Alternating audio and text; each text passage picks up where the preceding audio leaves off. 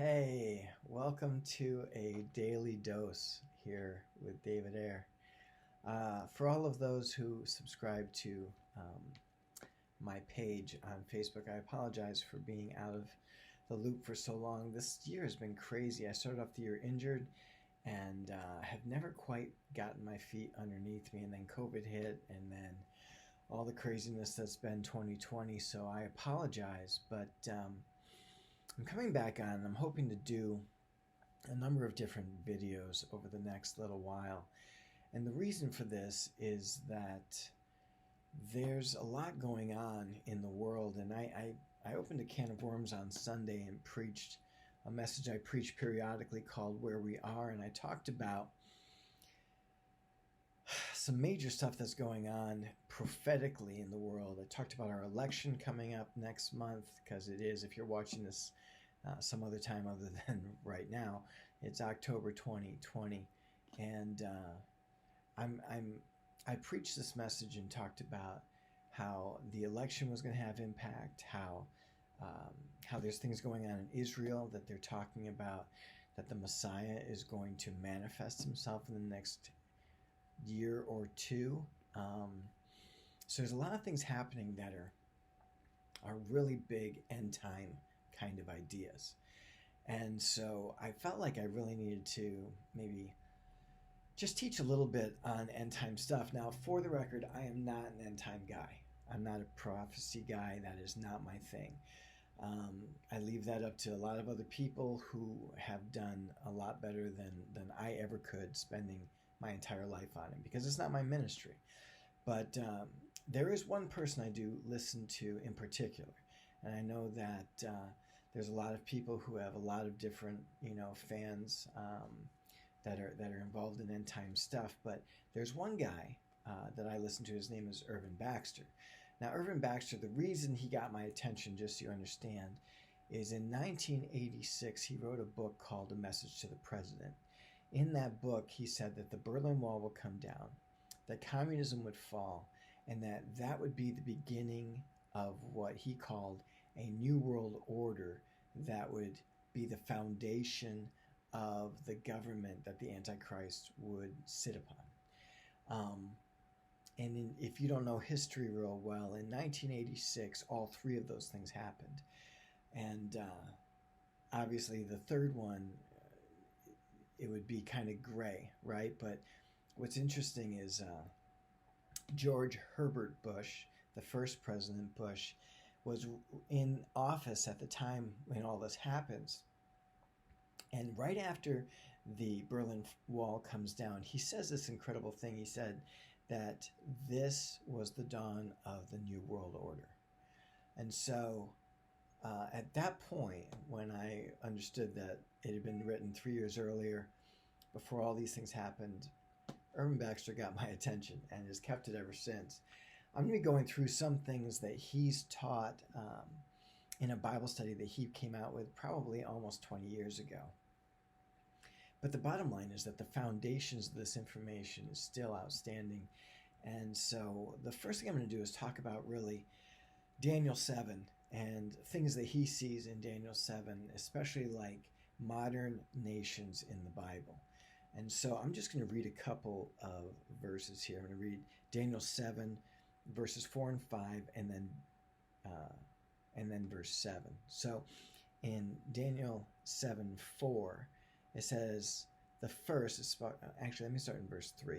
And it says, and 4 great beasts came up from the sea, each different from the other. The first was like a lion and had eagle's wings. I watched until its wings were plucked off, and it was lifted up from the earth and made to stand on 2 feet like a man, and a man's heart was given to it. And suddenly another beast, a second, like a bear, it raised up on one side and had 3 ribs in its mouth between its teeth. And they said thus to it, arise and devour much flesh. So what Irvin Baxter sees in this is 3 countries that currently exist in the world. And it's interesting how he unpacks it. So the first beast that we see come is this beast that looks like a lion, but it has eagle's wings. And if you know anything about the nations of the world and kind of their symbols, the universal understanding of the symbol of England, that is Great Britain, is the lion. And so this lion has on its back eagle's wings. Now, it's interesting that those eagle's wings are plucked off, it says, and that they are made to stand as a man, and a man's heart's given to it. Now, what Irvin Baxter sees in this is that the lion itself, is the nation of Great Britain, and symbolized by their national symbol of a lion. But then, interestingly, it has eagle's wings. And all of us who are Americans will know that the national symbol of the United States is the eagle.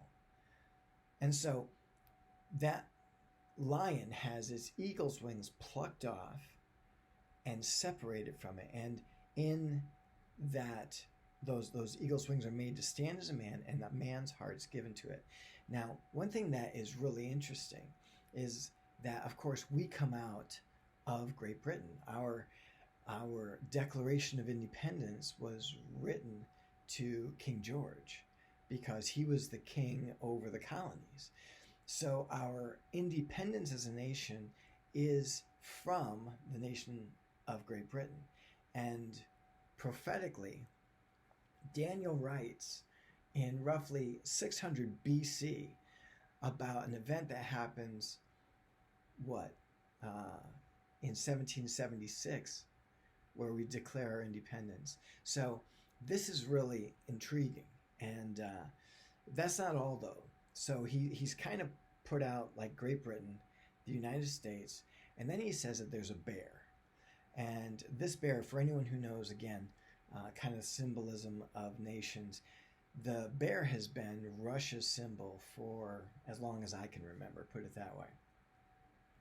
And so those three major players, these three major world powers, appear to be depicted in Daniel's prophecy here. There is also a fourth beast that is mentioned, and that's in verse 7. It says, "After this I saw in the night visions, behold, a fourth beast, dreadful and terrible, exceedingly strong, and it had iron teeth. It was devouring, breaking pieces, trampling the residue with his feet. It was a different beast from all the beasts that were before it, and it had 10 horns. And it was concerning the horns, I was considering the horns, and there was another horn, a little one, coming up from among them, before whom all 3 of the first horns were plucked out of their roots.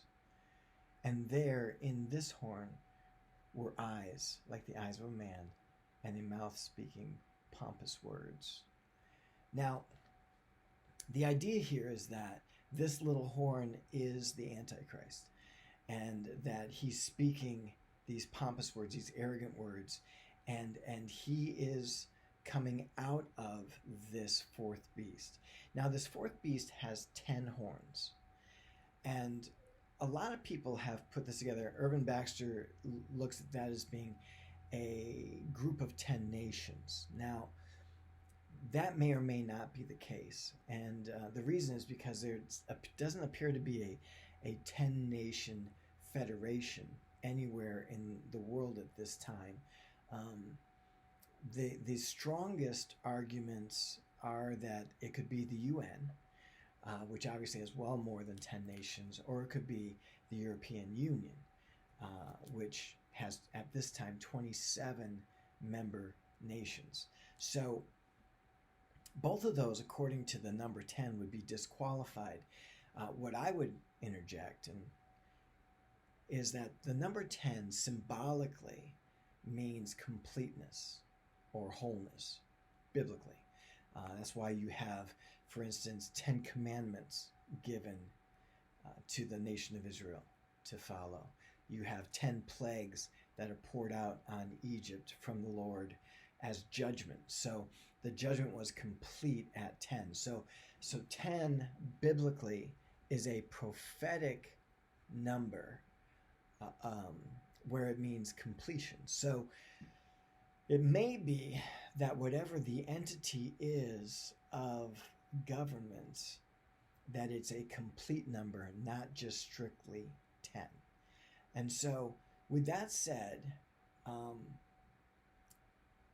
this is what is the interpretation of Daniel 7, according to uh, Irvin Baxter, and then the number 10 is really my little input there. But I think that there's something to be considered there. So we're going to be doing this again over the next couple weeks. But I wanted you to just begin to think about where we're going, because and if you didn't listen to my message from October 4th, you probably want to listen to it before you go any further, because it will explain why it is that I'm teaching this stuff. I don't really want to get into all that now, because it'll take too much time for me to be able to articulate it well in this video. So watch that video, and then you can go on from here for some of the others. So I pray that this blesses you, and if it's of interest or if you have questions, please just inbox me. There is no guarantee that I can answer you. Again, I am not a prophecy guy.